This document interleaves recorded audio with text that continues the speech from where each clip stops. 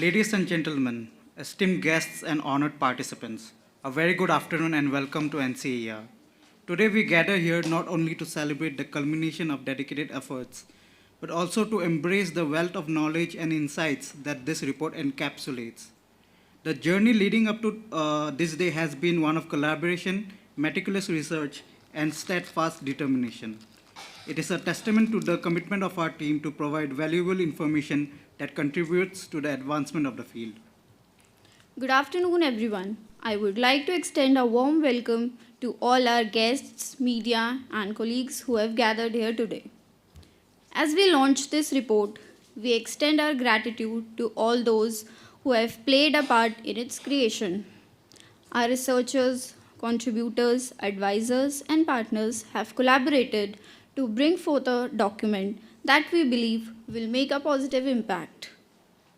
Now we would like to invite Dr. Anil Sharma, Secretary to the Governing Body and Operations Director at NCAER, to step forward and deliver the welcome address. So, ladies and gentlemen, let us warmly welcome Dr. Anil Sharma to the stage. Thank you very much. Good afternoon to you all. On behalf of NCAER Director General Dr. Poonam Gupta and staff of NCAER, I would like to welcome you all to the launch of this report, which has been prepared by Trade, Technology and Skills team led by Dr. Bornali Bhandari. In particular, I want to welcome all guests who have come from outside from NCAER, who have taken their time off their busy schedules to be with us today. I'm thankful to Dr. Guruchand Manna, the former Director General of NSSO and Senior Advisor at NCAER, and Dr. Sudipto Mandal, Chairman, Center for Development Studies and Non-Resident Senior Fellow at NCAER, who are going to chair the two sessions. And Shri RCM Reddy, MD and CEO SchoolNet India, Shri Ramesh Kailasham, CEO India Tech Organization, Ms. Rakshita Swami, Founder and Director, Social Accountability Forum for Action and Research, and our own Dr. Pallavi Chaudhary, Senior Fellow NCAER, who are going to participate in the deliberations in the two sessions. We also would like to welcome the process team, Mr. Sahraj and his colleagues, who have sponsored this program of work around digital platform economy. As you all know, that digital platform economy is transforming the very nature of character of work. But there is dearth of information, particularly in-depth information, which is what this report is all about, and trying to fill up the gap in data. And as we all know, data evidence is important for good policy making. I will leave the rest to Dr. Bornali Bhandari, who will take you through the report, of course, during the two sessions, Socio-economic Impact Assessment of Food Delivery Platform Workers. Thank you all once again for being with us today. Thank you. Thank you. Why don't you come?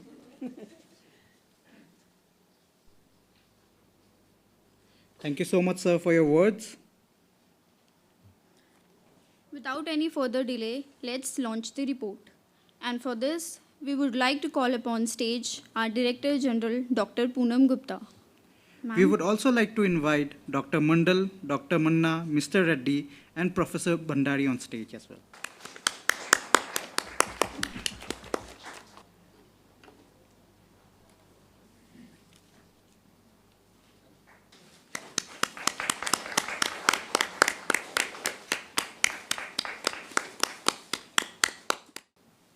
Congratulations, that was wonderful. I would request Dr. Manna and Dr. Bhandari kindly remain on stage, and I would request others to have a seat in the audience, please. Moving forward, let me introduce today's chairperson, Dr. Manna. He is a senior advisor at NCAER. Dr. Bhandari is a professor at NCAER and is the project lead. I would request Professor Bhandari to take over the podium for her presentation. Distinguished dignitaries, my colleagues at NCAER, and other participants.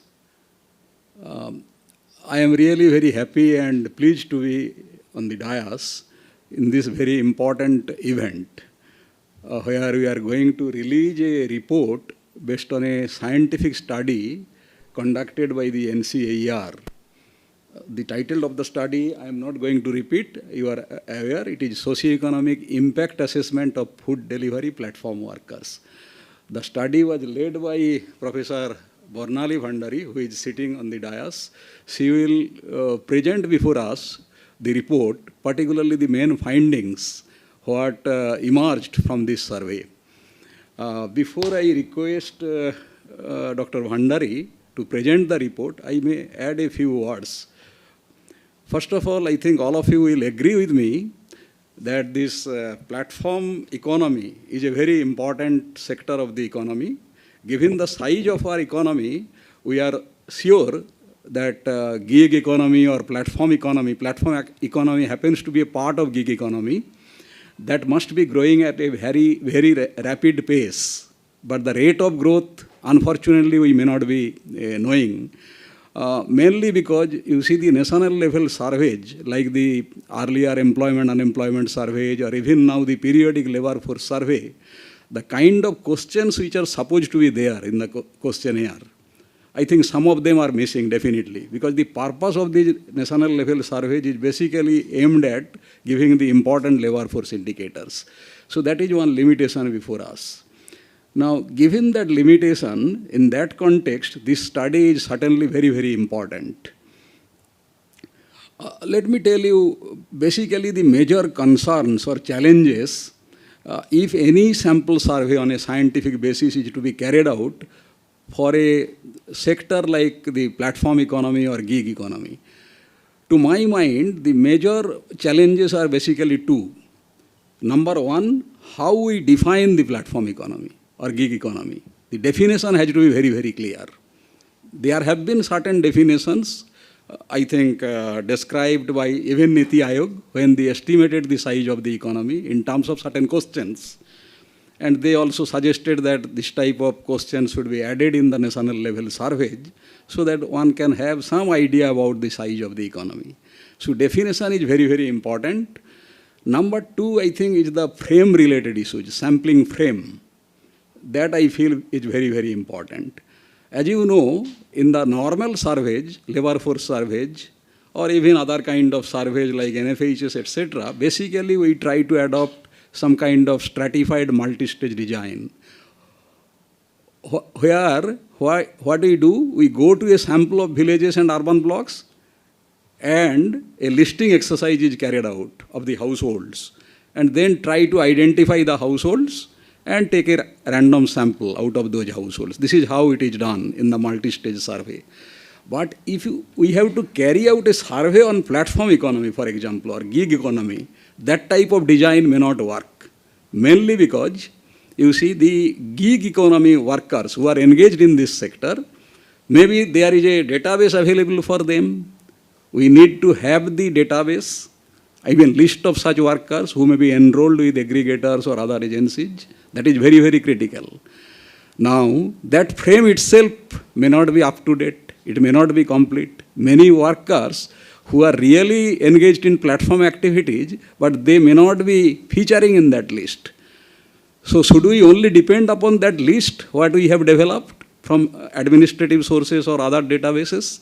Or we need to supplement that frame by taking a random sample of, like what we do in the multi-stage sampling.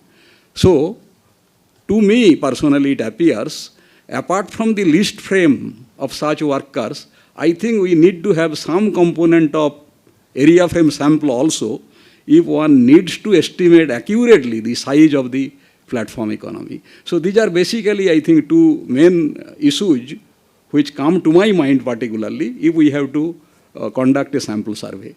Having said so, then finally, just I will flag one point before I hand over the floor to Bornali. As I told you, in our national level surveys, they don't have all those questions, isn't it? So what kind of questions we must add? And some of the important findings, I think Bornali will take us through. you are aware that labor codes formulated by the government, I mean, 4 labor codes are there. They talk about right to minimum wage, right to social security for every worker. The worker may be in the formal sector, informal sector, they may be gig workers. Even for them, there is a provision for minimum wage and social security for everyone. To what extent those workers are getting the social security benefit or minimum wages? What are the surveys telling? What is the example from this survey? Some such insights will come from this report, I definitely guess. And those insights, based on the study, should be certainly valuable for policy formulations. So with these few words, I would like to request Bornali to present the summary, study findings. Thank you so much. Good afternoon, everyone. Thank you for visiting me, and thank you, Dr. Manna, for your very detailed words. It actually sums up, while everybody's interested in the findings, and I'll get to it very quickly, I think Dr. Manna's actually lays out how difficult was it to even have a sampling frame which would tell us something in a scientific manner about the food delivery platform workers. We really don't have a universe. We don't know the universe. We don't have a census. We don't know who the platform workers are. And we don't know how to identify them. We don't know how the characteristics are. And that was a challenge that they've laid out for us. With the guidance of Dr. Manna and advisory panel members, Dr. Manna, Dr. Mandal, Mr. Reddy, Dr. Desai, Mr. Pillai, what we all did actually is we went step by step. We first we spoke to food delivery platform company to understand the industry. Then we actually went and spoke to workers in focus group discussions. From there, we of course reviewed the literature in the international and the domestic literature. We then married the two to develop our framework, and then we went on to develop a questionnaire. So it was a very detailed step-by-step process. But I know you were more interested in the results. I'll get to that, this thing. So again, thank you, sir, for, thank you, and thank you everyone for taking time out on a very busy Monday afternoon with everything that's going on. The digital economy and indeed the platform sectors are actually heterogeneous in nature. And this is a point that I will come back to repeatedly, that these are heterogeneous sectors. We need to be circumspect and careful before taking the lessons from the food delivery platform sector to the other sectors, like CAB or professional development sectors. Each sector has its own set of challenges and unique set of characteristics. There might be some commonalities, but there are a lot of differences. The first step is we want to define what is the food delivery platform sector. So the food delivery platform is nothing but an intermediate agent, an online intermediate agent, but it is an online intermediate agent between three set of stakeholders: the consumers who are consuming the food, the restaurants, cloud kitchen, home kitchen, they are the ones who are supplying the food, and the third set of stakeholder is the food delivery platform workers who are actually taking the food from the restaurants to the workers. These are three distinct markets that are at play at any point of time in the food delivery platform sector. And what NCER is doing is studying the food delivery platform sector in three parts. So first we study and today what we are presenting is the delivery workers market, which much has been talked about, that at least in the media. The second part of our research work will be on restaurants or on the supply side of the food, and what is the impact of platforms on restaurants. And the third part of our overall research program will be on the macro impact of what is the impact of the food delivery platform sector on GDP and employment. So that's so this is the first part of the this thing. The first thing is, who is a food delivery platform sector?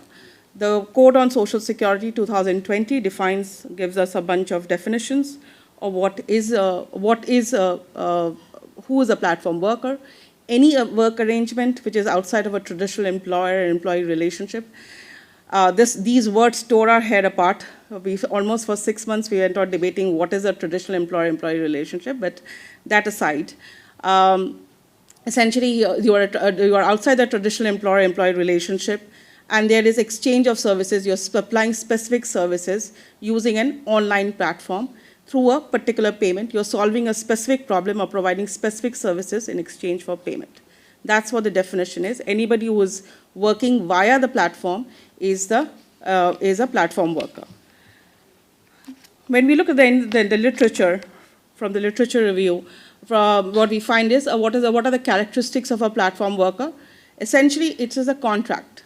This is one basic key difference is that we are all used to having tenure-based contracts. But platform workers have actually task-based contracts, piecemeal contract. If you deliver a particular food, you will get so much amount of money. The money is predetermined, and it's transaction-based. So in case there is failure, the intermediary then takes on the responsibility of ensuring, takes on the cost of the failure of delivery. So the nature and price of the services are predetermined by the platform. But there are along with these things, there are three additional things that are very contextualized within India. One is that whether the platform worker is formal or not.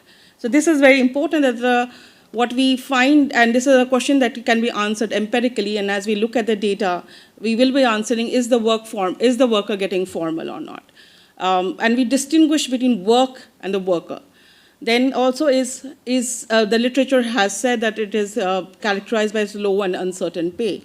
Again, this is something as an empirical question that can be asked, that is it a low or is the sector characterized by low and uncertain pay?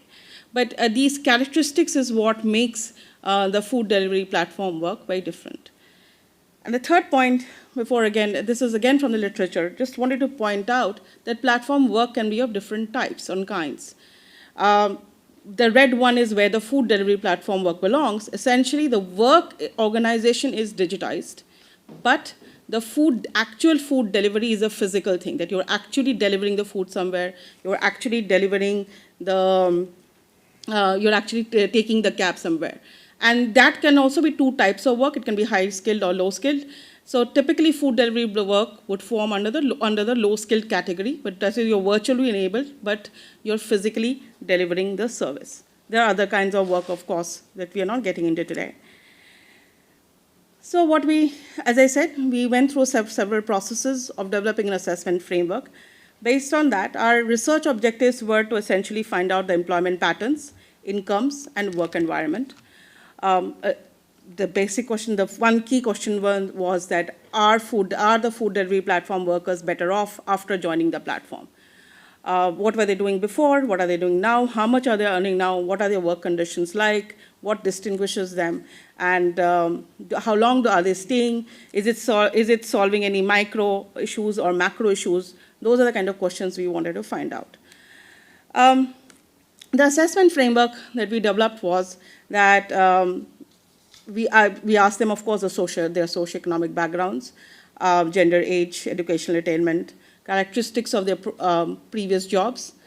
And the framework, then we called it the 3E framework of entry, experience, and exit.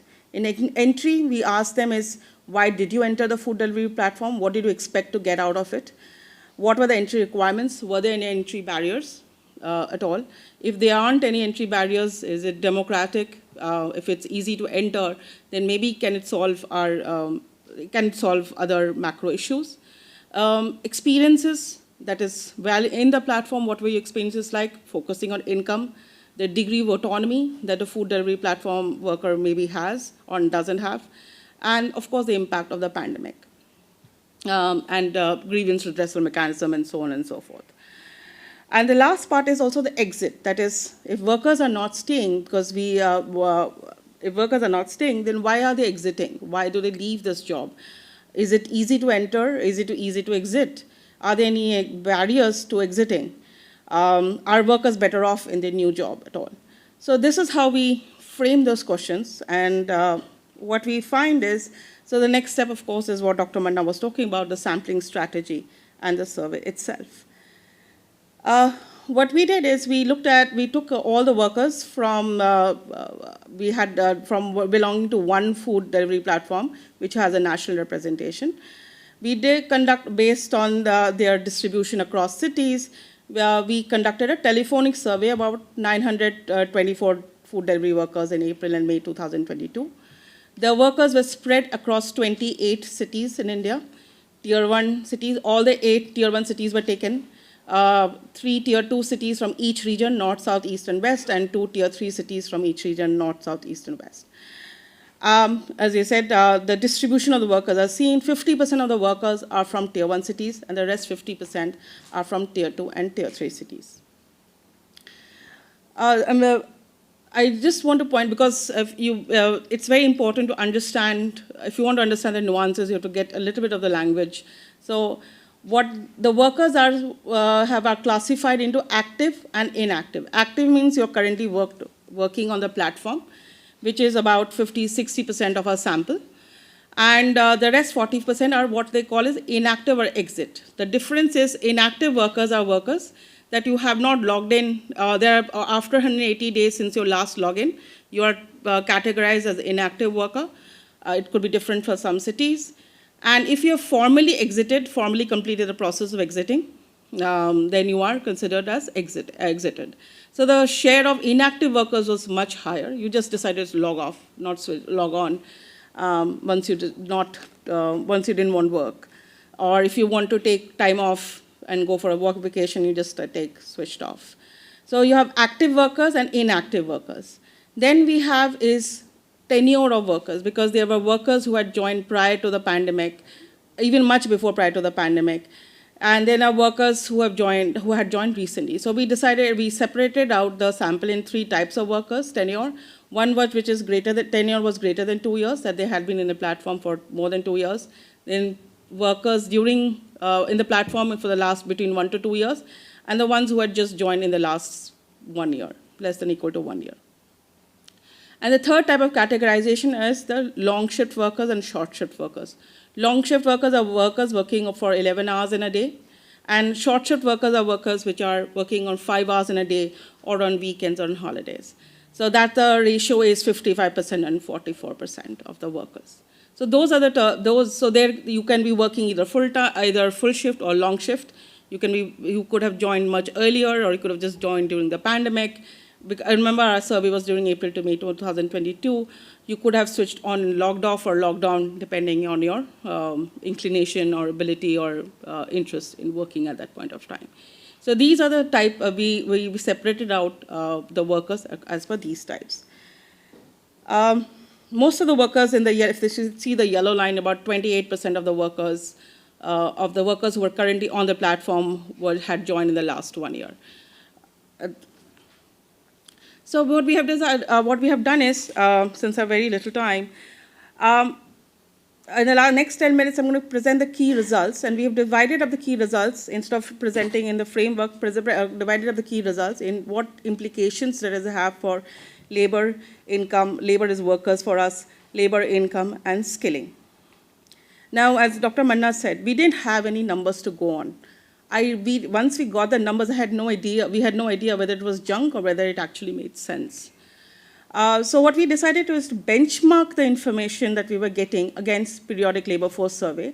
And we had the seminal ILO 2021 report to also benchmark it against. And that told us that at least the numbers made sense and we were going in the right direction. So I will talk to you about, also give you examples from the periodic labor force survey to emphasize these key points.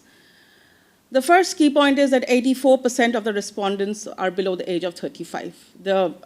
So that even if you don't know the numbers, just see the red and the grays. That should tell you.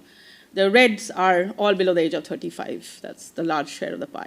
The average age of all respondents / workers was 29.1.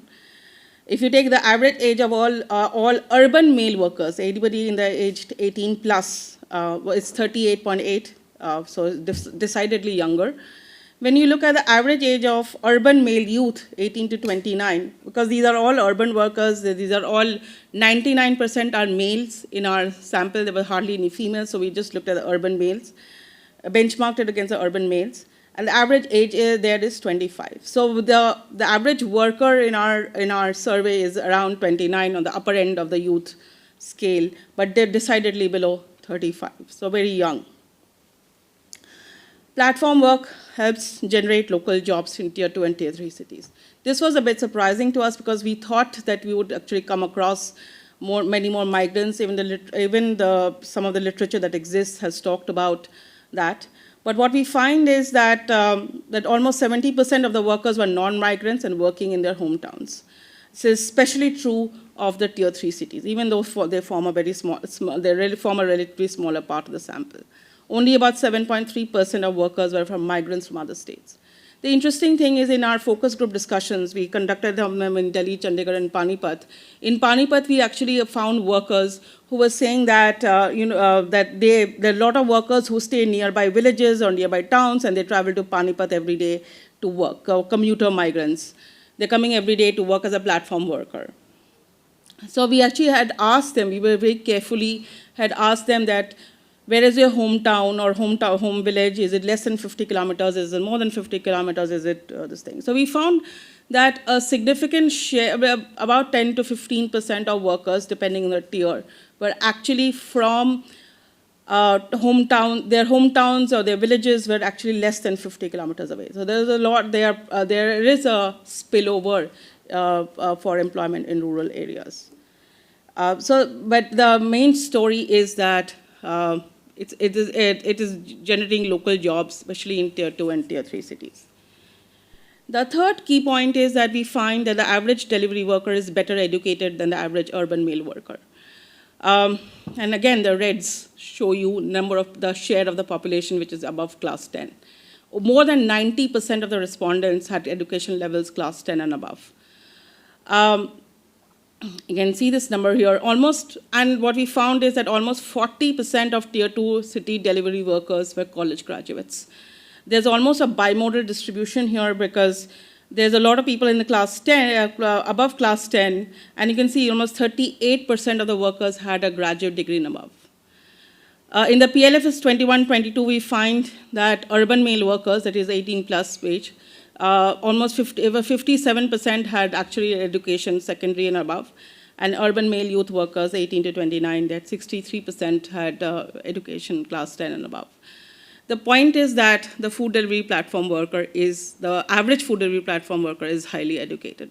That's a major point. And this is not surprising, because if you look at the ILO report 2021, they actually talk about that the average food delivery platform worker is relatively high skilled.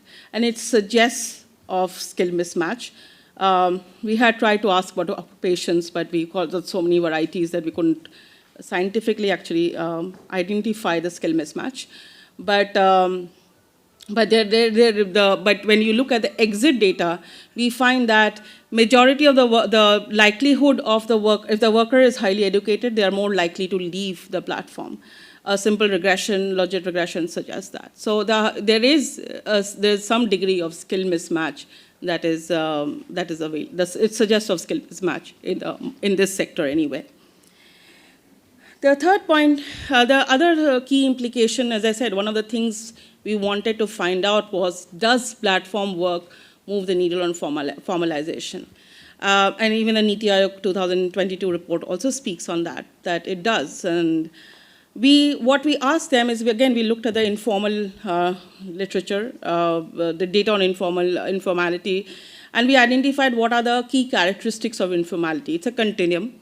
And the three key characteristics of informality are that you have a written contract of more than 1 year, or formality anyway. You have some kind of health insurance, some pension, some social welfare benefits, and you have paid leave. So as you remember, we had asked the workers about their past jobs and their current jobs, and we wanted to know what was happening.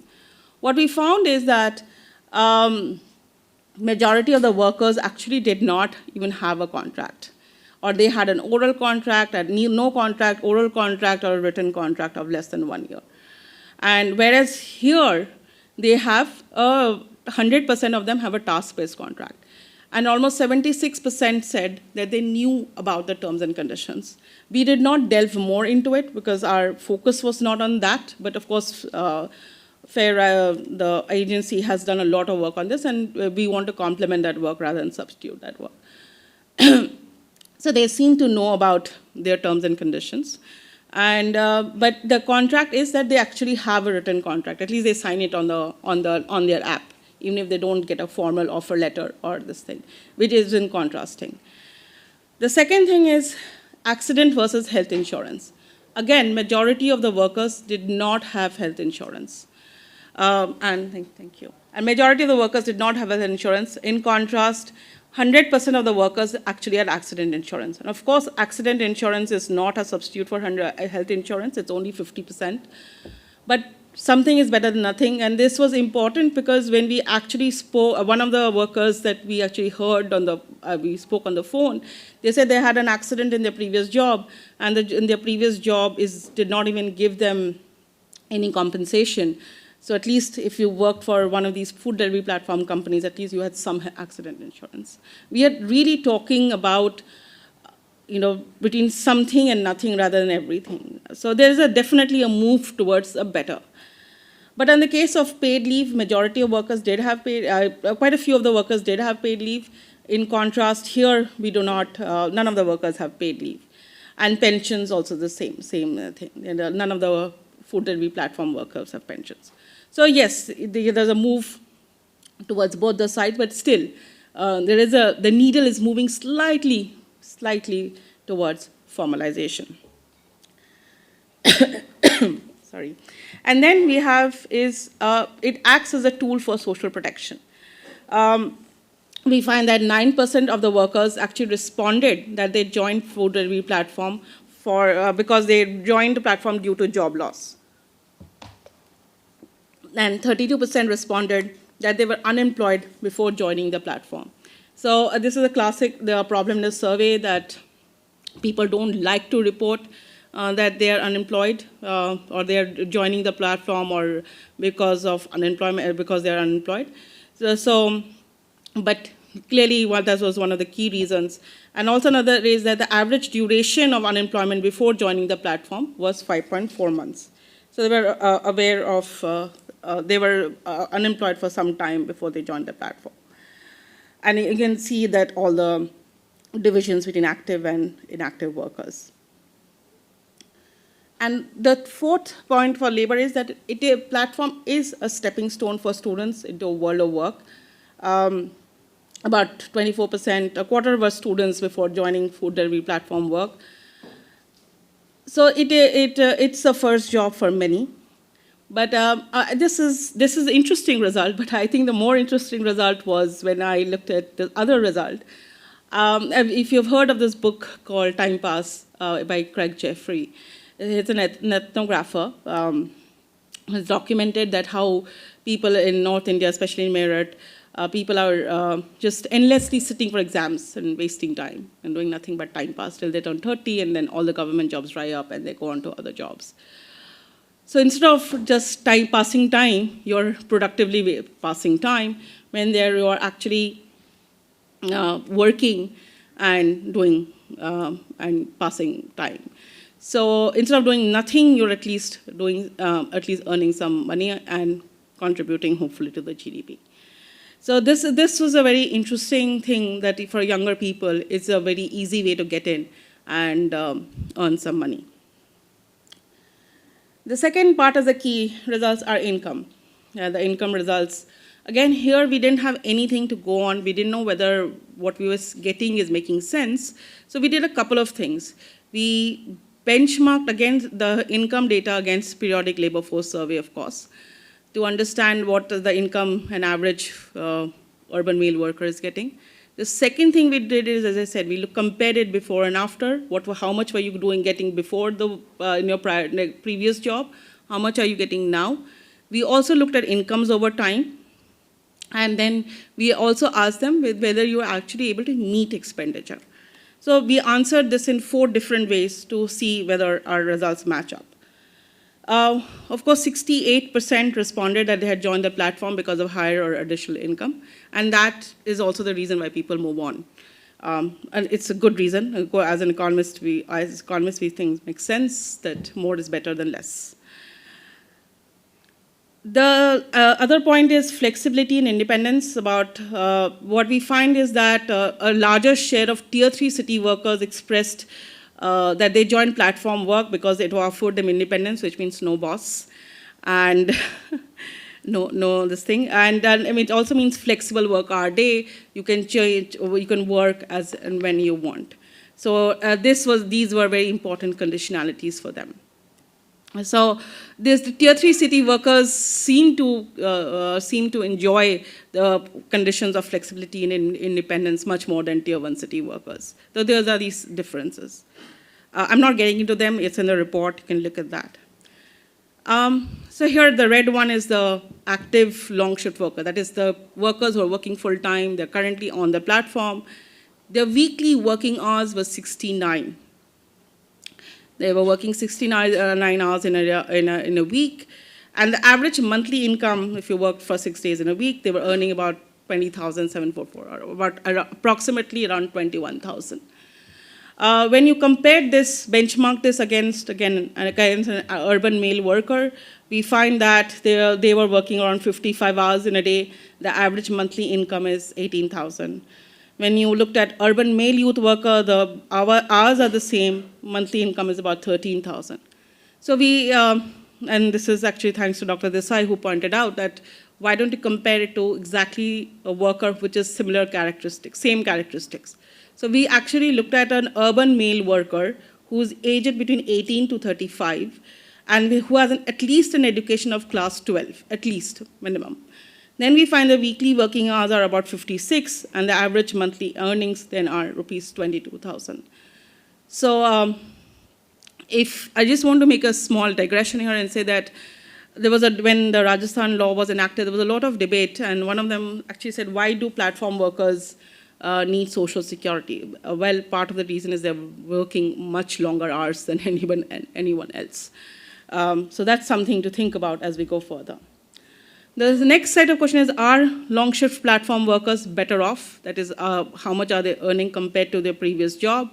We find that 65% of long shift workers were either earning more or their incomes either increase or remain the same for 65% of long shift workers compared to their previous job. When we looked at is when we looked at incomes over time, we find that real nominal incomes had marginally gone up from rupees 19 to 20,000, but the real incomes were falling. The fall in real income was much higher than the rise in nominal income. That was because of inflation in 2022. And then when we looked at short shift workers, workers who are actually working on smaller shifts, we find that the income earned and the hours worked was about a third. For hours worked was 37%, and income earned was 33% of the total income earned. The interesting thing I just wanted to point out to here is not just the share. The important thing is that short shift workers are working 82 hours in a day, at least as per our survey. Which on platforms they can work for 30 hours, and for alternative jobs they are working on, their current alternative jobs, they are working for 52 hours. That's a normal job. Along with that, they are working for 30 hours. So actually platforms are helping them add to their incomes. Those are the kind of hours that people are keeping. Then the next point is that share of fuel cost went up as a percentage of platform incomes. That is not surprising. We know that fuel prices went up in 21-22. And in what happens to total expenditure as a percentage of income, we find that in 19 and 20 they were breaking even, but by 21-22 the expenditures, fuel plus their other household expenditures, were higher than what they were earning. So the incomes, nominal incomes went up slightly, real incomes came down, and overall, even the nominal incomes were not able to cover their expenditure. Also, it was a bit of a double whammy because around that point of time, of course, we were just recovering from the pandemic, so there were a lot more people on the market, so there was a surplus of labor, so there was a lot more competition that the workers were facing in getting a job. The last result is on skilling. We find that, again, as I said, a large share of students enter the platform. There is skilling at entry. They do give training. There are opportunities throughout for skilling and upskilling, which the results we pick up, and then students leave and go back to their new job or studies as they deem fit. The interesting thing I just want to point out here is what type of training are you giving? You will see 74% of the said, 88% said they received training. 74% said that they received training on how to deal with customers. They also received, 62% said they received training on how to deliver food delivery from app, so on and so forth. But only 6.3% workers actually said that they received any training on accident insurance. So I just want to point out that yes, there is training taking place, but the difference in content is quite high. So what is the way forward and policy recommendations? Just the status of workers for their, on the social security they're getting. We just want to distinguish between employer-provided social security and what they're getting from the government. So as we know that 100% of the food delivery platform workers had accident insurance. Also, we find that 62% of the workers actually got food rations, whether at their hometown or in the city they were living in, but they were getting food rations. When we looked at the other benefits, we find that almost 56% workers were not getting any benefits. And if we looked at all the other government schemes, especially E-Shram, Atal Pension Yojana, and other schemes, the coverage was relatively low. This is, again, these numbers may have improved over the years, over the last 1 year, but this is where I'm talking about what we did, what we covered in April, May 2022. I do want to point out that there are two states which actually 60 to 70% of the workers actually had health coverage because their states give health coverage. I think Andhra Pradesh and West Bengal is what they have, where the workers actually had health coverage. So what are the policy recommendations? And I'm feeling on 5 minutes delayed. Policy recommendations are that provide social security. I think that's a given. The question is what schemes, what kind of social security, how to finance them, who pays, the government or the platforms or both, and for whom. What if the platform, if they're exiting very hard, if the average duration of a platform worker in a platform is only 14 months, when they leave and join other platforms or not other work, they go back to their previous job, then how do you account for that? How do you need to design dynamic social registry systems? And this is a question for debate, is the topic of the panel discussion later in the afternoon. Skilling is absolutely important. It may or may not be important in other sectors, but here in the food delivery platform sector, where there's a large share of the workers are students who are upskilling, reskilling, going on for other jobs, perhaps skilling is a very important area that we need to look at. And of course, as I said, the third one is that companies need to provide better orientation to their workers, especially in health insurance. And my colleague here, colleagues who have done this work actually show that it's not health insurance coverage is a problem, but making sure the workers actually know how to access it is a problem. I think my colleague Debashish Parikh is here.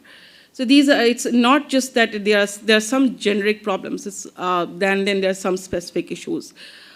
We find that platform workers said it's not just, you don't need to be in hospital for 24 hours to access health insurance.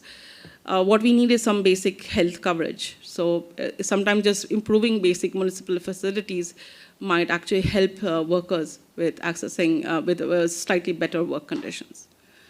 On that note, thank you.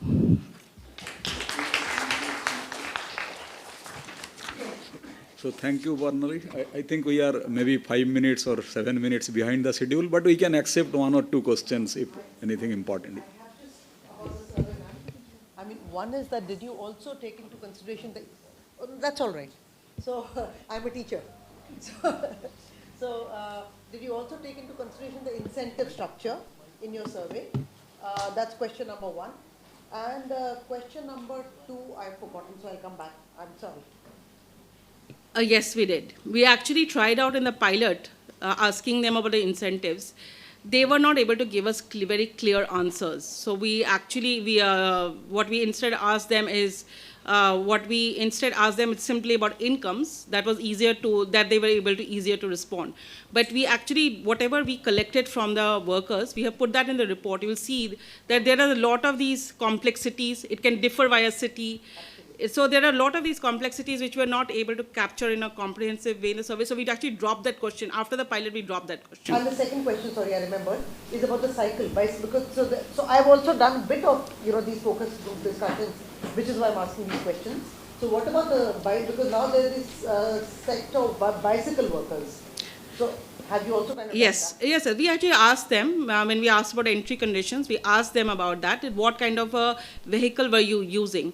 So most of them were using two-wheelers, but some of them were using bicycles, and it's a Poigon story here. But one of the workers actually said that I could not get a job. The only thing I knew was to cycle. So I started, which I had got from my school. So I started using the cycle to earn money.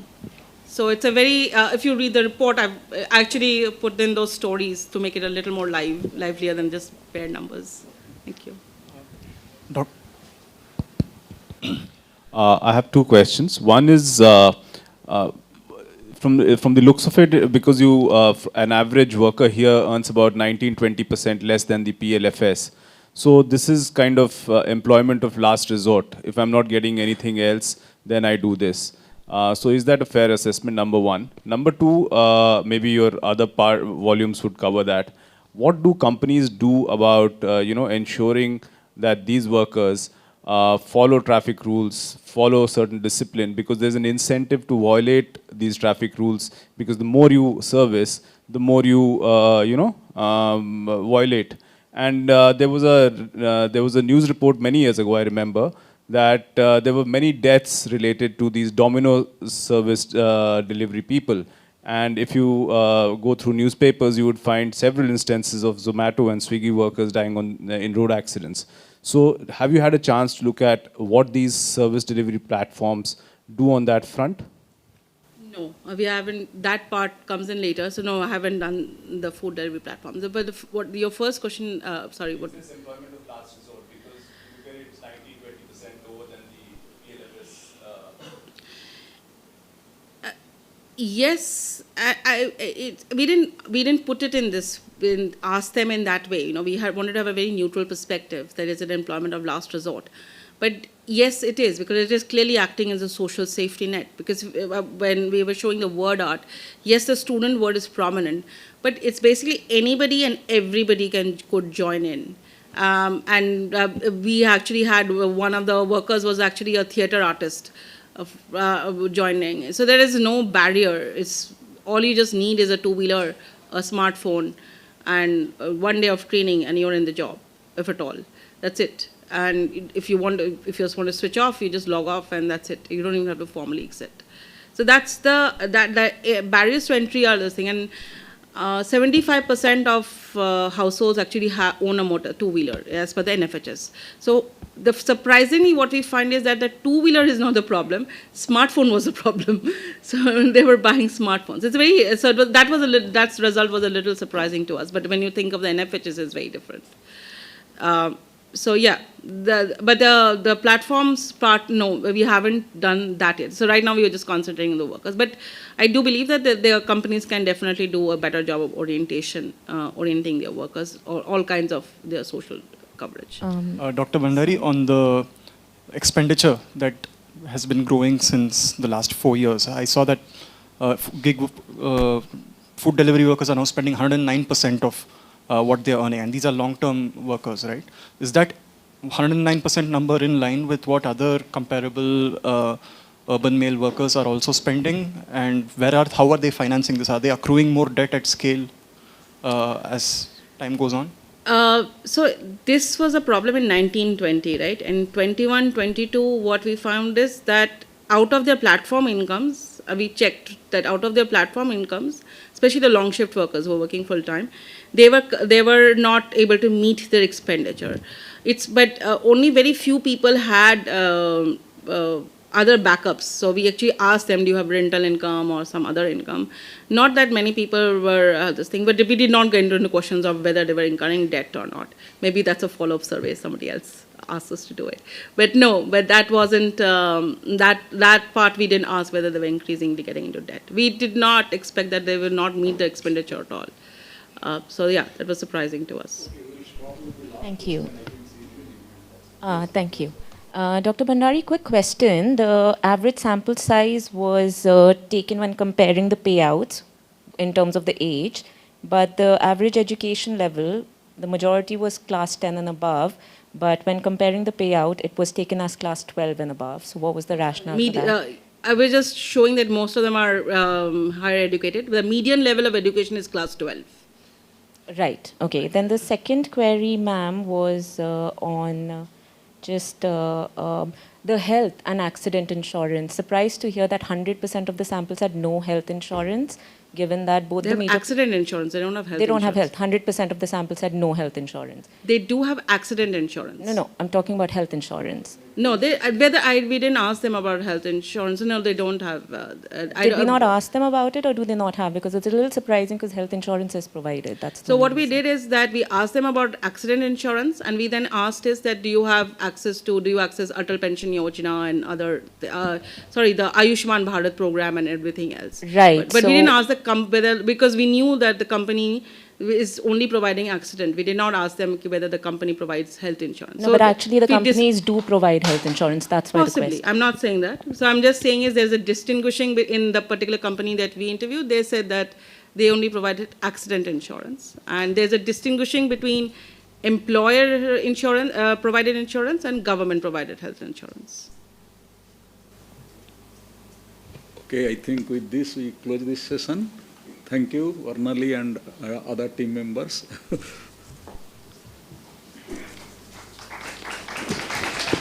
Thank you, ma'am, for the presentation. Now for this segment of the event, it is my privilege to stand before you today to introduce a panel discussion that promises to be a dynamic and enlightening exchange of ideas. In a world that is constantly evolving, navigating complex issues requires collaboration, insight, and the ability to consider multiple viewpoints. Our panelists today embody these qualities and have demonstrated their dedication to advancing the discourse today. Now let me welcome our panelists on stage now. Dr. Mandal, I would like to request you to please come on the stage. Dr. Mandal is the chairman at Center for Development Studies and is a non-resident senior fellow at NCAER. He is going to moderate today's panel discussion. I request Mr. Reddy to please come to stage as well.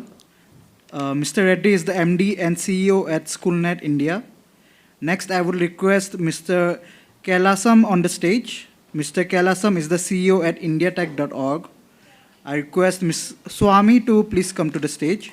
Ms. Swami is the founder and director at the Social Accountability Forum for Action and Research. Last but not the least, I request Dr. Chaudhary on the stage. Dr. Chaudhary is a senior fellow at NCAER.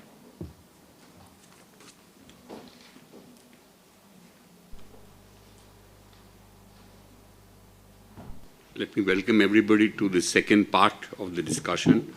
I thought it was an excellent report that has been presented, and the first session was a very good one, the presentation as well as the questions and answers. For this second session, we have about 45 minutes, and there are 6 panelists, including myself. So I think if we give ourselves 5 minutes each, then it will leave some time for question and answers. So that's how we will proceed. And after this, I will mainly be just keeping time. But before I hand it over to the panelists, let me just make a couple of points of my own.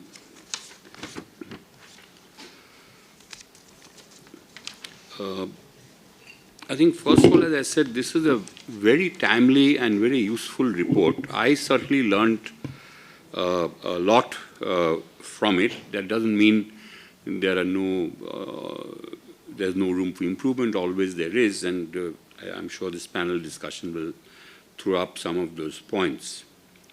Now, the first thing is, what was the motivation for this study? As I understand it, Niti Aayog, in a report a few years ago, which was cited, had posed this question: does platform work, or what is often referred to as gig work, provide an alternative, decent employment option in addition to traditional forms of work. And I think the report gives a very unequivocal answer to this question, namely that in terms of the onerous hours of work that are involved, in terms of the compensation that they receive, the fact that they don't get any in social security apart from health insurance, etc., that it is not really a promising career path. However, what is again clear from the report is that it is nevertheless a useful alternative that has come up because A, it is, I think the term used by Bornali was safety net, that in case people have lost jobs or they don't have jobs and so on, I'm sure particularly this was useful in the COVID period, this is an alternative, it's a fallback. In addition to that, it is also an entry-level job, mostly for students. I think about 80% have been students. And they learn to work under contractual obligations. It's their first exposure to the workplace, not an office or a factory, but in this rather flexible way.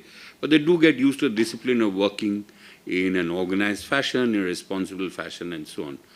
And then there's some skilling that is being done of varying qualities. So it is a positive development, though it is not really a proper career alternative. Now, in this context, I had a couple of questions. Of course, it gives some flexibility as well as, but it is also inflexible in the sense it's insecure and so on. But Bornali, are you here?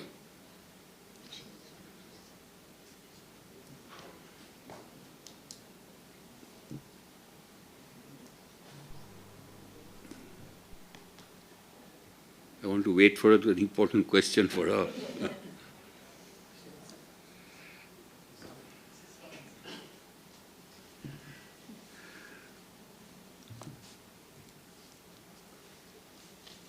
Is she going to be some time?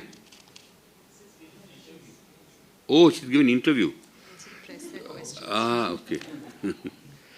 Okay, so let me put the question, and then when she comes back, perhaps she can respond to it, or one of the others in the team can respond.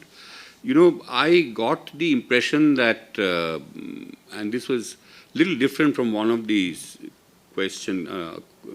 commentators earlier raised, that actually the compensation to these platform workers is 60% more compared to the average for urban male workers. However, after you correct for the fact that they are also having to meet the fuel costs and so on, that difference comes down to 5%. Now, if you add to that what I think has not been factored in, namely the cost of maintaining the vehicle, repairs and so forth, parking costs when they're having to give deliveries.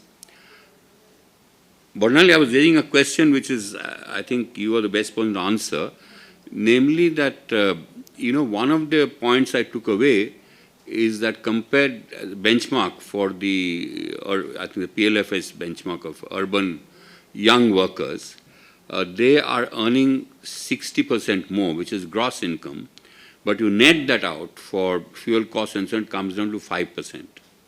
Now, if in addition to that you net out also cost of maintaining their vehicles and the parking costs and so on when they do it, you probably will find there's hardly any difference. And given that this is a distribution, basically it's the same. So really the compensation is not any more than they would get.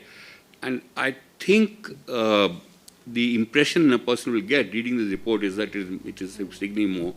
I think there's something you need to think about. I mean, I don't know what you can do now because the report is already out.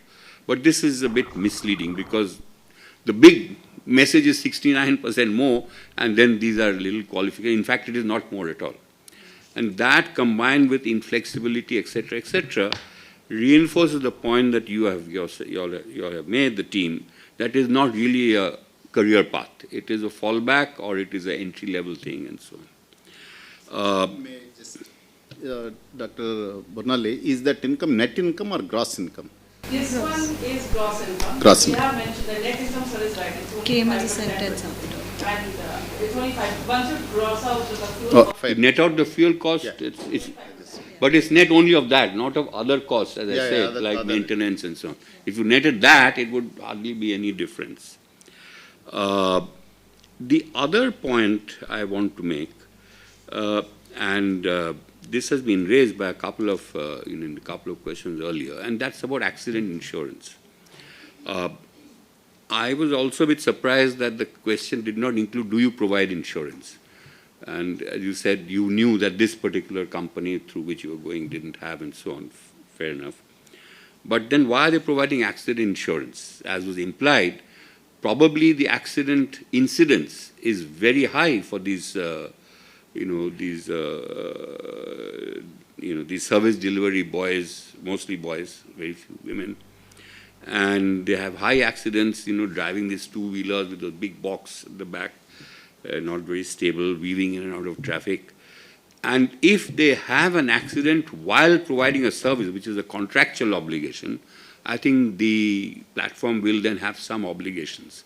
And that is why they are going out of their way to provide this and nothing else. So I don't know if we have data on incidents of accident, probably not, but this is something, again, worth pursuing. Because, again, to put it in perspective, this is really... Ask them that how many of you met with accidents? Yeah. And how many of you met with accidents? And when you did meet with accidents, did the platform help out? And how did they help out? Did they give you compensation for days job loss? Okay. What we find is that the grievance vessel was not of very high quality. They did not give that much support. Sorry. Did not give, sorry? The grievance redressal was quite weak. The grievance redressal was quite weak. So that's one of the work conditions, makes the work conditions relatively poor. Another thing that struck me, and this is backed by really casual empiricism, a couple of your tier 1 cities that I'm very familiar with, apart from Delhi, also Bangalore and Calcutta and so on, I have the sense that the nature of this platform work, not the actual service, but how many people are using it, what's the intensive use of this from the consumer's point of view, the nature of work, there may be some differences. This is something, I don't know, in the remaining sections of the study, if this is something you can look into. It would be very interesting to get that geography. What's the difference between Bangalore, Delhi, and so on?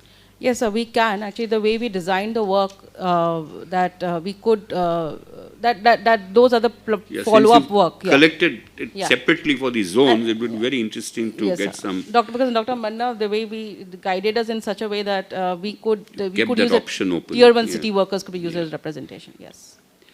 Yeah, the other thing, I think I already asked you this. This one, obviously, that was the purpose of the study, is entirely focusing on the worker as a stakeholder in this whole platform thing. But the two other main stakeholders are the platform providers and the consumers. I think the consumers will find, all of us find this very, very useful to have this, on call within a few short time you get service delivered and so on. And obviously most of the, not all, but some of them are making money, these platform providers. I understand that, what is that, Donna something, some name, that they are now going into bankruptcy and so on. But it would be useful to know also how this is working out from the other, main stakeholders, the platform providers and the consumers. And it doesn't have to be a consumer household survey. Since it's a food delivery, if you know who they're delivering food to, I guess that would then, you just ask those people who are receiving the service. Then really finally coming to your policy proposal about, providing social security, etc., etc. In other words, you're talking about regulation of a certain kind. So the question that arises, what kind of insurance, what kind of security you want to provide, or legislation, do you want to have a minimum charge for the service to be paid to the worker, or do you want to regulate the number of hours like you're having now for pilots and so on, or what? So one is that. Secondly, what is it for? The regulation and so on, is it just for the workers, or to make it more flexible and convenient for the other stakeholder, which is the employer, or to make it an even better service for consumers. So to look at it from, a 360 degree of all stakeholders. And finally is the question of how. We have lots of laws and rules in this country, as you know, but where we fall short severely is in enforcement. We don't have very good record in terms of our capacity, governance capacity, if I can put it that way. So in that context, I want to throw in a completely out-of-the-box idea that why not try and use the force of competition as a way of getting the same goal of whatever it is, higher fee for service and so on. And that is by simply strengthening competition in this field, incentivize new entrants, not workers, but these platform providers. It could even be, a public sector provider, can be a small one in a tier 2 city, the municipality can provide it and so on, and possibly make some money out of it. It can become a revenue source for them, and because they're very depleted funds, and put competition, enforce some amount of, more considerate provision of social security, etc. Now, this particular part is what I was thinking about. Why not? Because it's a very local thing. If they could provide something to the municipalities could earn revenue. yes, and This is an idea. I didn't know. yeah, but it's something. Please pursue this. I know this is a big issue, but there have been, she says, there have been attempts. Maybe you can talk about it when you get into it. So this would be a very, as I said, out of the box, but something worth thinking about. So with that, let me stop now. I don't want to overtake my time. So now, Mr. Reddy. Thank you, sir. I was asked to provide comments on the component related to skills, and rest of the things we have very eminent panelists, they will provide. So it's very clear from the study that the skills being provided are very shallow, very narrow, and it's just about 2 hours. They are limited to how to operate the app and how to talk to the customer. Little bit of this, very, very shallow. I think there is a need to deepen the entire skilling provision to the workers, because it's a win-win. So you deepen the skills, you provide large amount of skilling, periodical basis, it improves the performance of the worker, increases productivity, increases the wages, because all task-based, you tend to earn more. Also, it helps the employers to retain. So therefore, the first recommendation should be, there should be greater amount of effort and investment by the platform providers on skilling. It's actually win-win. Second, what kind of skills could be done beyond what is being provided now? One is that career progression. You require next level supervisor. In manufacturing industry, with which I am relatively familiar, so some of the best workers are trying to become the supervisors. So they are in turn trying to become the next. So there is a career progression skills which the platform companies today, digital platform economic companies, don't actually focus on that. So career progression. The second set of skills is a transferable, interoperable. So as you said, you rightly observed, a lot of them leave. And where do they join? They go and join another service sector. It's very unlikely that they'll go back to hard, manual, labor-intensive kind of stuff.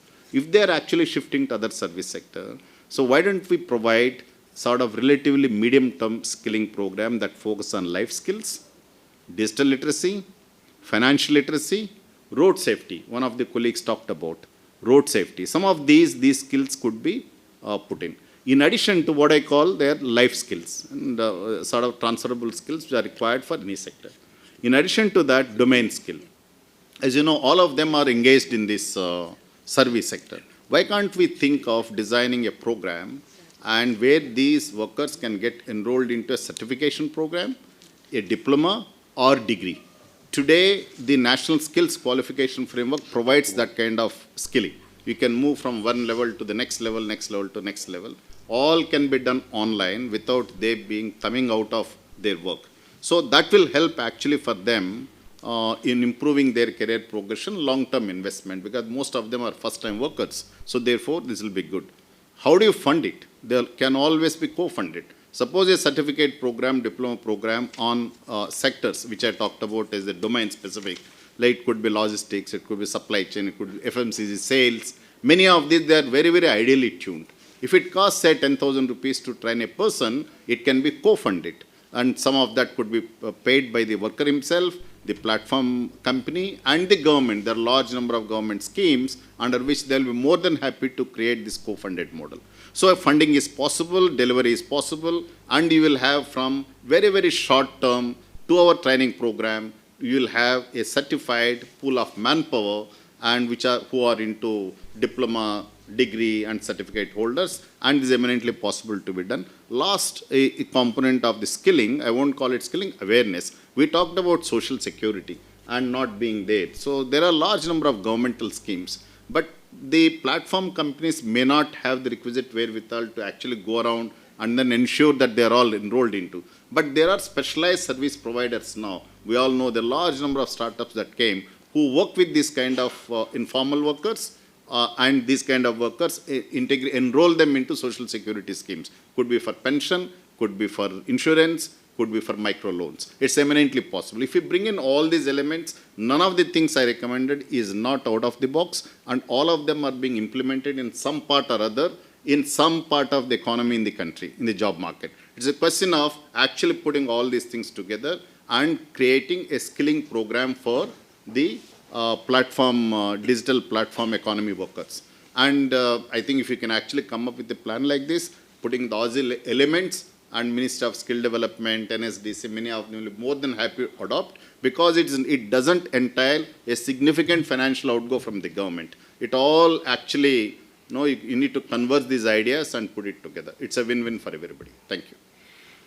Thank you, Mr. Reddy. That was very useful and based on your experience, a lot of insightful suggestions there. Now, Ms. Rakshita Swami, your turn.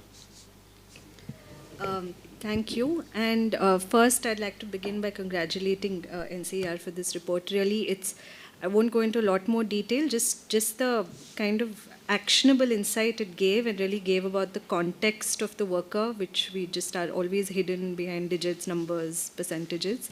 Very useful.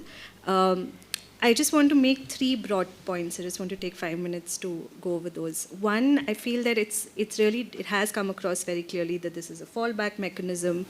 It's something that people have resorted to tide over hard times. But it's also equally important to acknowledge that even fallbacks need to be non-exploitative and just and fair. And we have, for instance, the watershed case of Justice Bhagwati versus Union of India, where in a case of public famine works, he ordered that there can be no social security fallback mechanism where at least even minimum wage is not paid, or there's no business who can be in business if it's not ensuring minimum wages. So I think it's important to also remind ourselves that while there is a great purpose in something being a fallback, that too needs to be as just and fair as possible. Secondly, the second point was that there have been many conversations about kinds of social security, and I'm glad you started with saying there's no if, it's about how, when, what kind. And I do want to bring in the Rajasthan context and experience. I'm representing a campaign which advocated for a law in Rajasthan, and which has now got passed by the Assembly and is waiting for its endorsement by the governor. Even our understanding of it was very clear that it's not just about the schemes.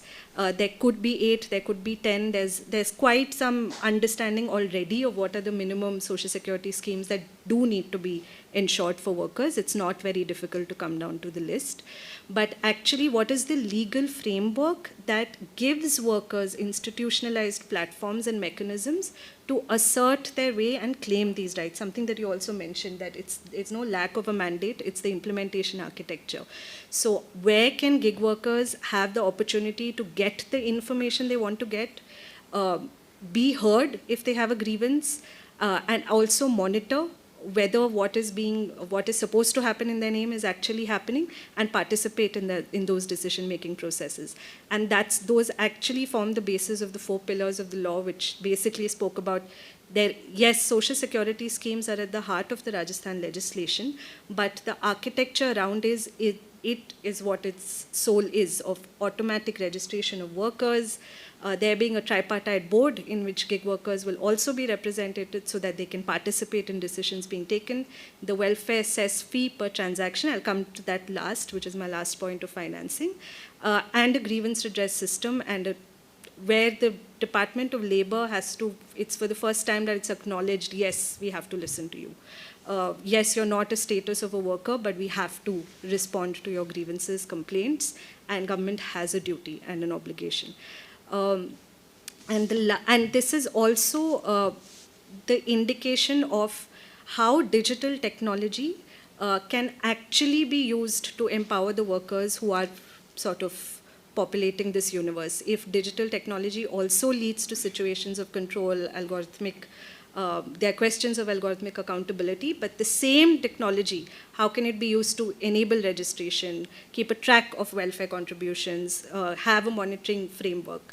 That's also the essence. The last about financing, we do acknowledge that there have been, for unorganized workers, there's been a legacy of creative solutions that definitely need to be thought through of how to finance social security schemes. We had the dock workers law, we had building and other construction workers. We've had, which we also continuously keep claiming that our inspiration has been the Maharashtra Mathadi law and the Hamal Panchayat law, which said that that social security has to be generated from the economy that the workers are contributing to. So the welfare cess fee per transaction is in honor of that sentiment, to say that one doesn't have to rely on a government allocation of 200 crores, which Rajasthan happened to make, or have to rely on aggregators' charity. It is a portion of money that has to be provided for as a part of their contribution to this economy. So this is what I wanted to end with, these 3 points. Thank you very much. Between your ground level experience and Dr. Reddy's experience, we've had very good, remarks. Mr. Kailasan? Yeah, thank you, and great to see a lot of brainstorming happening in this space, especially around gig workers. It's an important emerging component of the economy, and being an eternal optimist, I'll try to bring in more optimism in the room, in addition to the report, which has, of course, certain elements which the industry needs to look at. But having said that, I think one of the fundamentals that, and I've been working in the livelihood space for quite some time, and one of the important things that kind of surprises me, at the same time worries me, is the amount of livelihoods required in this country compared to other countries which have a lesser population issue. And we used to add something like 2 crore people to the population every year. We still add between 1.7, 1.8 crore people every year to the population. All of them become adults. All of them need job, and there aren't so many jobs. So what was the population doing prior to this? Is if you didn't get a job, you used to open a shop, and which is what explains 7.5 crore shops, 6.5 crore hawkers who are self-employed. The good part about the country has been that we have always considered it honorable to be working somewhere or employed somewhere over sitting idle. Of course, there are places where people were sitting idle, and Bornali did refer to that in that statement where there was this people doing time pass. But the fact is, when I engage with hawkers, when I engage with shopkeepers and so on, which has been a constituency I've been working for quite some time, there was this sense of belief that I should be of use to something and I should earn livelihood. Fast forward now, if I interact with the student generation, which is again looking for, they don't believe in setting up a shop, nor hawking on the street. There is a marked change of aspiration that's building in. But they're okay doing a gig, and which is what I think the report also does mention about.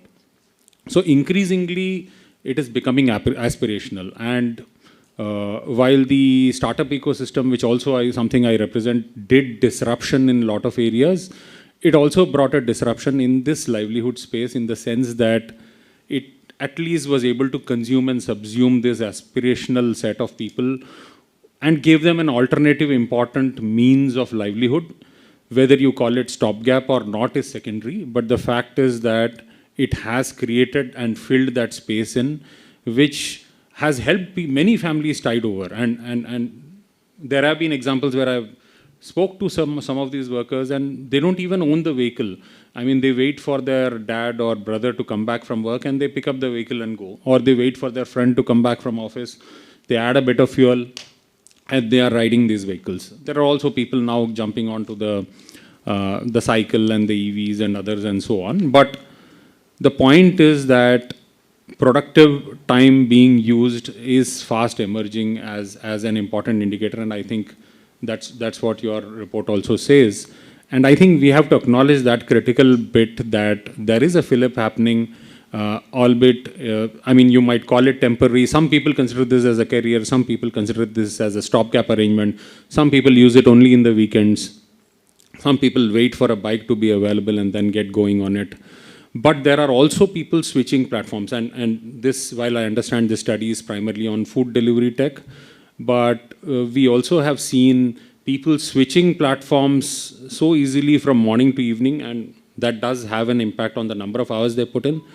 But I mean, when you talk to some of these gig workers who are fairly enterprising, somebody who wants to earn a 40K a month by switching 5 platforms from morning to evening and then finally taking 5 days off in a month to say, okay, and now I'm off all this. You're seeing those kind of things emerging. And therefore, an important component of the livelihood blank that exists or would have existed.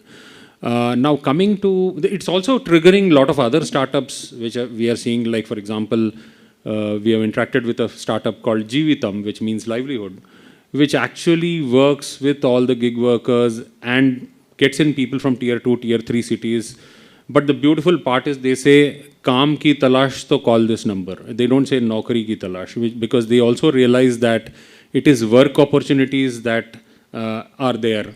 And therefore goes back to the question that when we produce 2 crore children every year, are we producing 2 crore jobs? It's impossible. We have a population which is more than 1.3 billion, and I'm sticking to 1.3 because 1.3 is the formal jobs globally, 170 odd countries put together. So if somebody says I'm going to create 1 billion jobs, that's going to be the biggest bluff because you need 200 countries to participate and still not generate that many jobs. So which means that work opportunities are the way for the future. The startups that are emerging in delivery tech, in food tech, and various other areas where there is a huge availability. I mean, you also have electricians, plumbers, and others in the gig economy. But although this study, I'm conscious that was on food delivery tech. But there are food delivery tech people who also are moonlighting on other platforms. That's something I think you need to look at. The other thing is, of course, the number of hours put. Now, if you look at the multiple moonlighting on multiple platforms, obviously you might find they might be putting more hours than necessarily, unless there are hardcore people who would stick on to say, hey, I will do only food delivery tech and therefore this is my number of hours. So we are seeing people spending more time. We are seeing people across sections of society looking at it. And interestingly, emergence of startups like Jeevitam, which are also now creating an aspirational roadmap for the gig economy, which says that, okay, you're driving a car. Like which one? Jeevitam. Oh. Jeevitam. Yeah. Which also indicates the fact that, okay, I mean, for example, they have 5 lakh drivers, you ping them and 1 lakh of them come back and say, I would like to own a vehicle, but I would like to own a vehicle in the FMCG supply chain space. And I have the contacts and wherewithal locally to figure out to get the contract, but all I need is access to the vehicle and access to financing for that. So you are seeing those kind of aspirational growth stories also emerging from the gig economy space, which is very critical. And more importantly, I think platforms are also evolving, platforms are also growing. So while accident insurance was a fundamental no-brainer because you were having people on the street driving a vehicle, so the first thing that you would cover is accident insurance. I think gradually the platforms have moved on to already covering health insurance as well. But I think as representing industry as well, I think one of the fundamental things that industry suffers today is ease of doing business. Ease of setting up business is the easiest one that we have all been doing, but ease of doing business is life after. And there are multiples of laws being thrust on the platforms. So I think one of the things that needs to evolve and come out is that single source of truth saying, okay, should I be 3 compliant laws or 2 compliant laws, or is there one place where I know for clarity purposes this is what it is?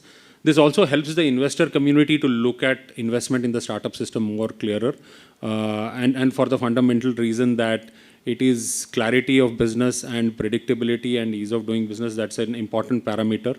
The more multiplication happens, the more bad it is. But if it is multiplied in a way that it is all consistent, then it is better. So whether you want to have a national law or multiple 37 odd laws, but all of them being the same interpretation wise, that's how industry looks at it. And I think that predictability needs to come in. This disruption also needs clarity of, I would say, policy making coming into the fray.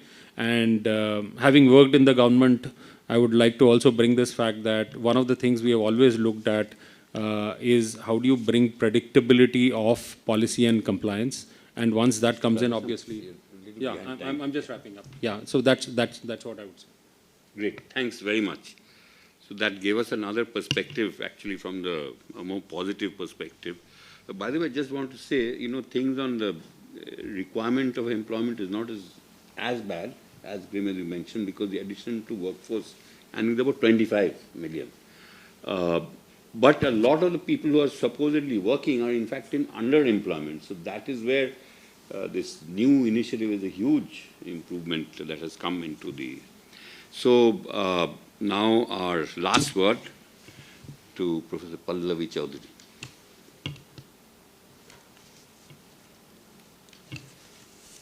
Thank you, Dr. Manu, and thanks, Bornali, for coming up with a very interesting report and a very timely report on platform workers. Now, some of my observations on reading the report and sort of thinking through, especially the social security aspect. So when I was looking at one of your slides, I noticed that when you are using the PLFS as a benchmark, especially for 18 to 35-year-old, the income is much lesser for platform workers, but I think that's a gross income, right? So if you net out the fuel cost, it's actually much, much, much lower. So it's probably, if I remember from your report, it's below 15,000, which is quite appalling because the difference is close to around probably 40% or even more. So that makes me, think of there are several implications here because this is obviously below the minimum wage threshold. And so obviously there needs to be a policy in place given that they're working under extremely precarious conditions, very long working hours, whether you look at the long shift workers or the short shift workers. So what kind of policies do we really need in place? Do we need new schemes or can we sort of onboard them into the existing schemes? So one of the things I was thinking of, 2 things I would broadly highlight. One, I would bring in some of our findings from some of our survey, telephonic survey during the pandemic, and who suffers in the event of a large-scale shock, was that we found that it's urban informal workers keep suffering if when the social welfare schemes are designed such that rural workers are better positioned in case that there is a shock. And so why does this matter? Urban informal workers is very important here because if you think of the definition of platform workers, I mean, they have the accident insurance, but going by just what you say during a question answer session, even that is not really, the mechanism is not in place, and some don't really have access to even the accident insurance. There's not a proper grievance redressal mechanism over there. So this is really informal workers in a very formal work, like work situation, formal economy. So, and our study shows that informal workers, especially urban informal workers, they are less likely to get social benefits, social welfare benefits from the government if there is a precarious condition, if there is an external shock. So when we talk about social security, like why, that is extremely important. So given some of the results that you've presented, it made me think that, one, there needs to be recognition that these are unorganized sector workers. So if you look at some of the government websites, when they define unorganized sector workers, the gig workers, platform workers is not really spelled out clearly. It needs to be done. Because after you net out the fuel costs, especially the long shift workers, their monthly income is extremely low. So, like there are, and then if you think of whether they have 61% got food ration, maybe that was during the pandemic, but now that scheme is no longer there. They have free food grains, so for those who had the existing quota of 5 kg ration, they are now getting it free instead of paying 2 or 3 rupees to the ration shop. But the additional ration is no longer there, right? So in case they are faced with an income shock or a health shock or an accident shock, these very vulnerable workers, they're probably from equally vulnerable background, they're going to likely to fall into poverty and experience food insecurity. So do we expand the PDS coverage, the public distribution network, to sort of cover the gig workers and platform workers? So how do we do that? Do we need a social registry for that? Coming to the issue of health insurance, yes, health insurance is extremely important and could differ across companies. Some companies may provide health insurance, some may not. But if I just go by your slides, relatively probably 11% had Ayushman Bharat, some higher percentage had state, but the total proportion of workers who had health insurance is relatively quite low. So Ayushman Bharat, if you think of it, Ayushman Bharat is mainly designed to cover those who are in the BPL category. It was based on the SECC, the Socio-economic caste census, and then states expanded their coverage. But the BPL cardholders, based on your survey, is again pretty much lower. So a lot of people will be not covered by the Ayushman Bharat. And also because they don't really meet that income threshold. So can we extend Ayushman Bharat to the gig workers? I think these are questions that need to be explored. We need to think of not the gross income, but the net income when we think of gig workers. And again, that's really hard to come by because you would need to let out the fuel costs. So there were some discussions on onboarding the gig economy, the platform workers who are earning between 15,000 to 25,000. But looking at your net income segment of your report, it looks like they earn much lesser, below 15,000, like a substantial proportion of the workers. So I think we need to sort of go beyond thinking of can we use some of the existing social security schemes and how do we onboard them into these schemes? So for example, and I think Rajasthan is doing a great, the initiative is absolutely fantastic. But given that the situation could differ, you have around 7%, in your survey you have 7% migrant from other states. Again, this is not the entire universe of gig workers, right? So it's really hard to say how much it's representative because it's based on one company, so it could differ a lot. So there could be migrant workers. So if you actually focus on state-specific legislature, you could leave out the really vulnerable population, the migrants.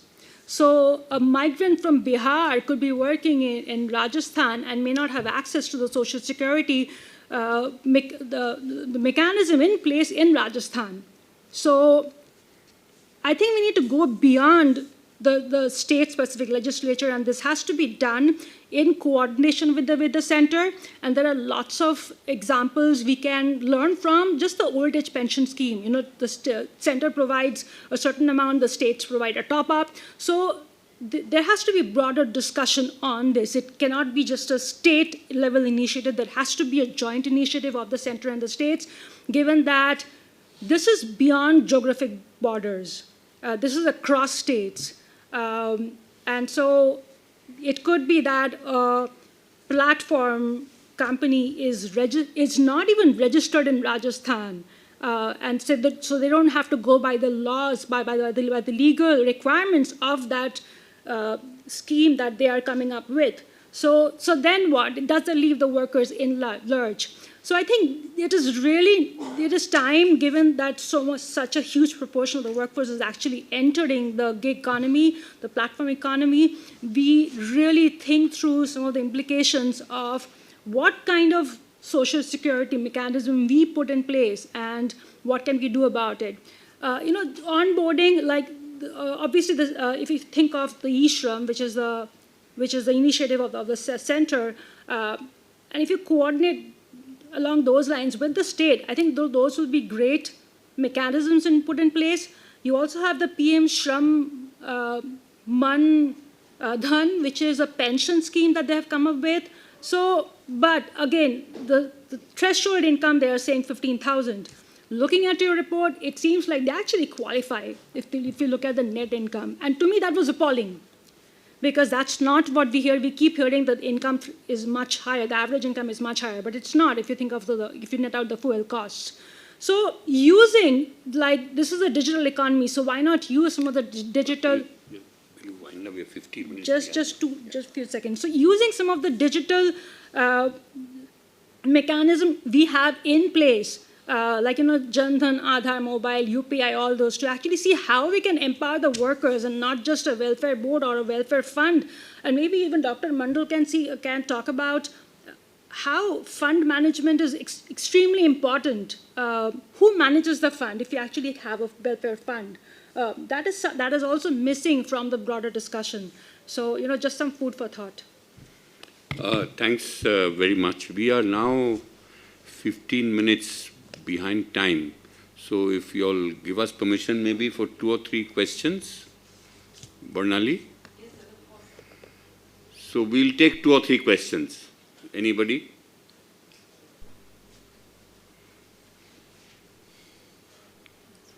Do I see a hand at the back there?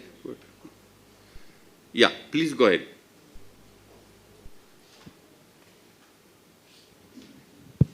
Hello. Thank you for the really interesting presentation and discussion. I had a quick question about the survey. Did you find anything related to whether access to credit was providing some form of social protection, given that this has been touted as one of the potential benefits of having digitized, more digitized form of such sort of employments? And the other thing I kind of thought of was that it was nice that you had that part about how gig work has kind of pushed the needle towards formalization. And since we had this rich discussion on social protection, I was just wondering if anyone had something to say about if we look at informality as in the sense that are the workers getting the rewards for the risks that they're bearing as one definition of informal. If we looked at whether the digital platforms are actually increasing this or reducing this, I wonder what we would find. Because, for example, the health impacts of a food delivery worker are not really taken into account. The pollution that they breathe in, it's not taken into account in their decisions, nor in the pricing, nor in the platforms pricing. So just a question and comment. I don't see any other hands. If you just respond. Oh, sorry. Please go ahead. I want to congratulate the entire team for this very interesting study.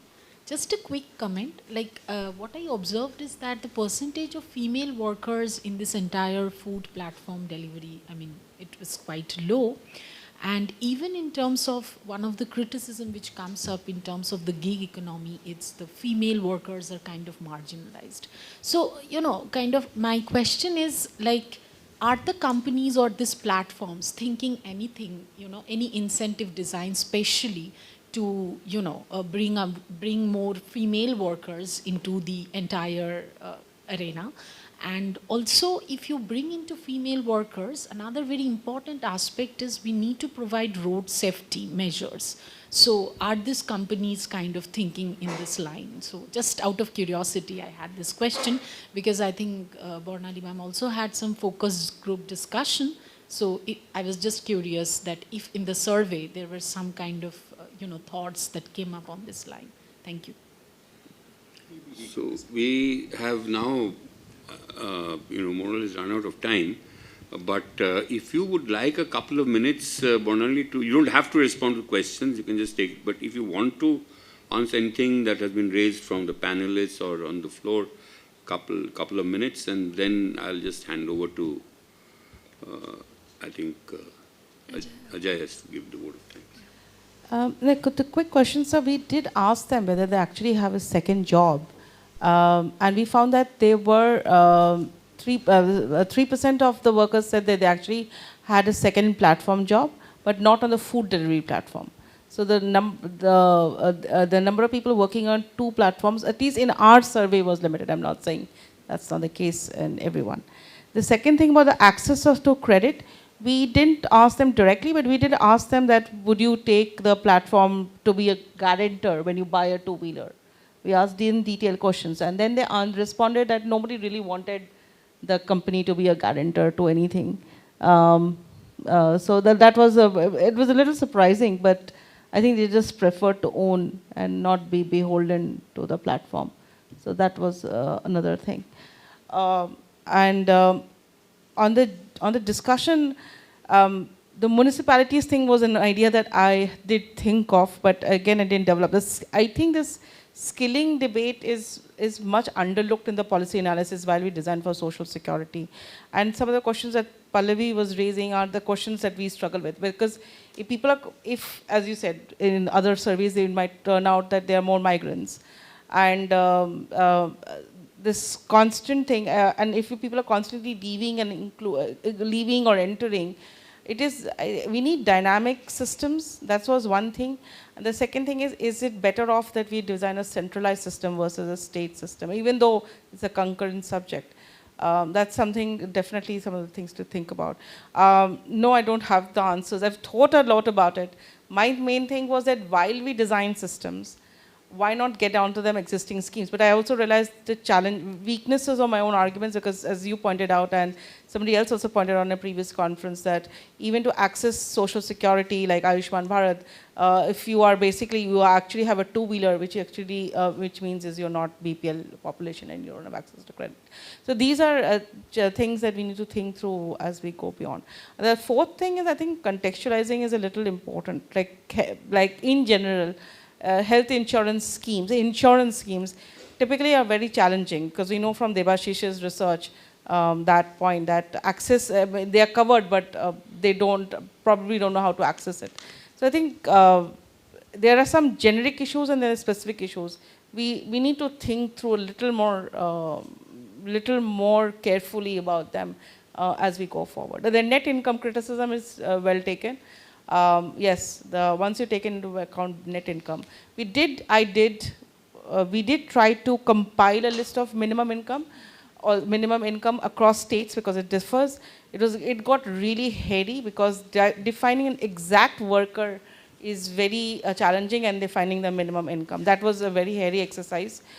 And the last point I just want to make is that no, sorry, I forgot my last point. Doesn't matter. Thank you anyway. Thank you.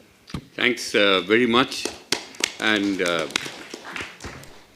I think now there's a vote of thanks. Thank you, panelists. Please accept our token for appreciation.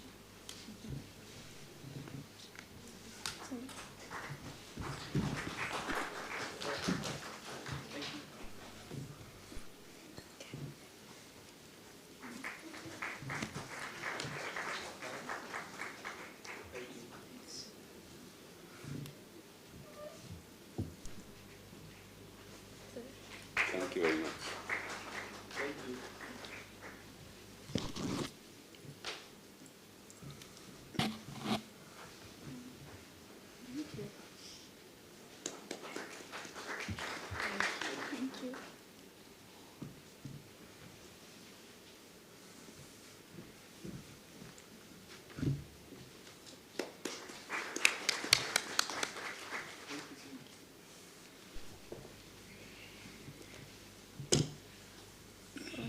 moving towards the end of today's event, we would like to invite Mr. Sahu for the vote of thanks.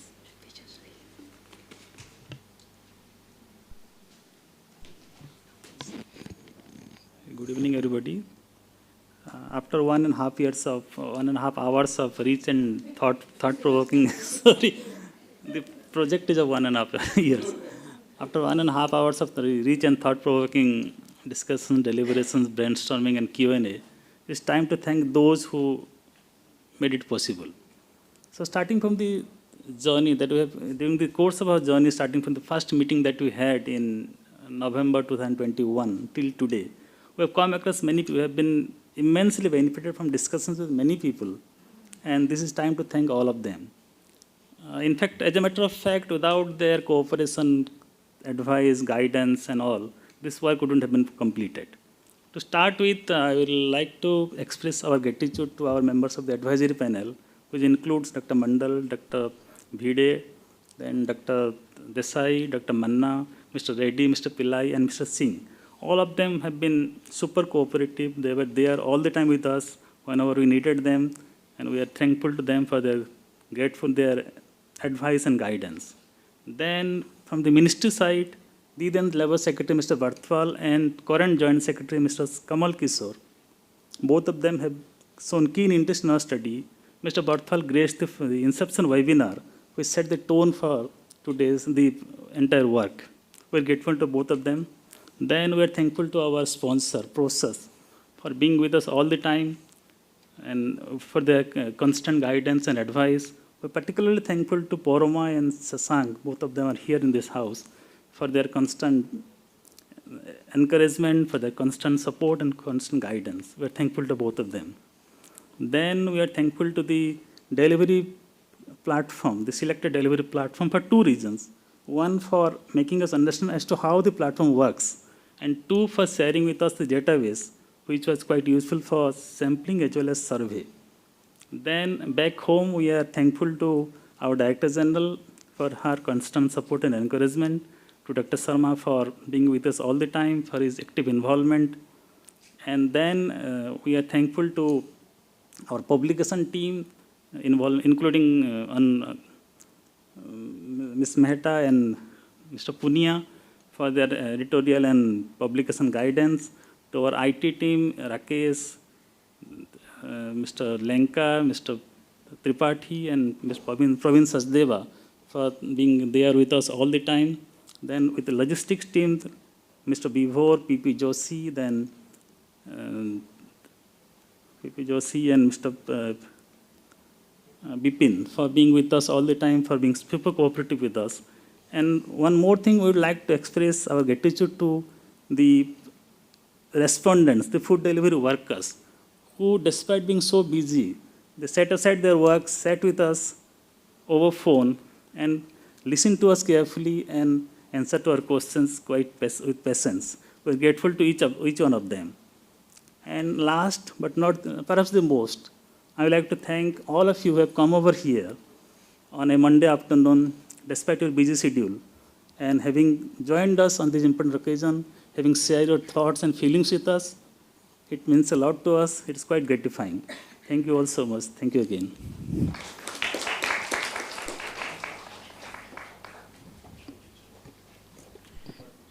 Thank you, Mr. Sahu, for your words. Before we go, we would like to end the event with a light-hearted joke. On the first day, God created the sun. In response, the devil created sunburn. On the second day, God created love. In response, the devil created hatred. On the third day, God created an economist. This was a tough one for the devil, but in the end, after a lot of thought, he created a second economist. Thank you.